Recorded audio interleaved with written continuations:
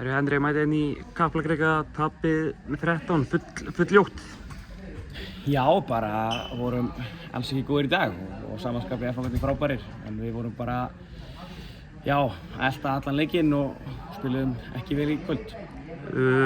Sóknarleikurinn í fyrri hálfleik fínn, en þið fáið okkur alltaf mikið af mörkum, 45 mörk í kvöld, það er bara mikið.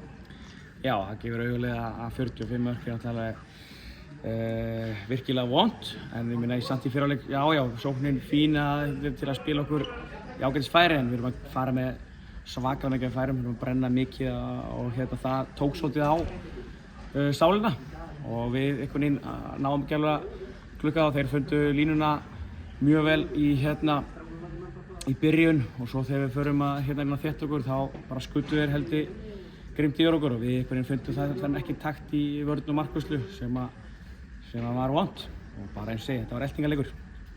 Hvað tekur þið ákvæmt úr þessum leik þinna mann í kvöld?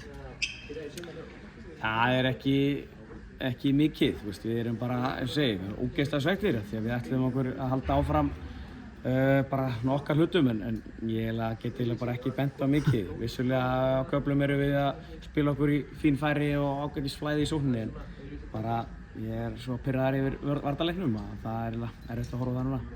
Hraðinn í þessum leik í seinni hálfleik svakalegur?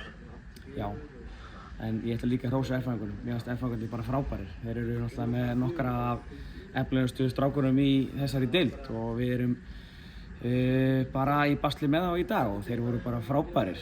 Þeir voru að finta okkur, þeir voru að skjóta yfir okkur og þeir eru bara fljótir og við lítum að líta kannski ansi vel út í dag líka en ég ætla samt líka bara að óska F til hamingju með virkilega öflugan sigur. Þeir voru frábærir. Það eru móment í fyrri hálfleik, 2 rangar skiptingar, hvað gerist? Já, þetta bara einfaldlega getur gerst. Við erum að skipta þarna fórum í 7-6 og vorum að skipta og það var misskilningur, bara ótrúlega, getur gerst. Þetta er bara ótrúlega vond mistök og óþarflega vond að fá þetta tvisvar. Það var bara réttur dómur og ég var ekki alveg viss með seinnaskiptið en mér skilst að það hafi verið rétt. Þannig að við verðum að gera betur þar. Þetta er alveg, virkilega vond. Varst það ekki með heilt þjálfarateymi í kvöld? Kom það eitthvað í bakið okkur í þessum mómentum í fyrri hálfleik? Nei, við vorum 2 ég og Einar Rafn, þannig að það er bara við tökum það á okkur og bara okkar mistök. Derbyslagur í næstu umferð, K.A. Þór, gerast valla stærri. Var hausinn eitthvað kominn í þann leik? Nei, alls ekki.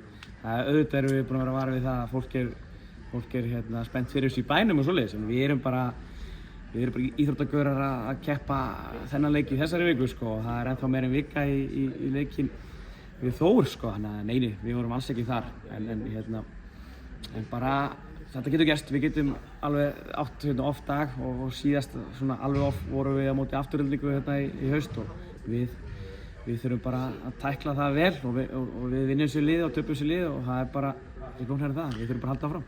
Heyrið þið að miðasalan hafa farið í gangi í dag, væntanlega orðið uppselt?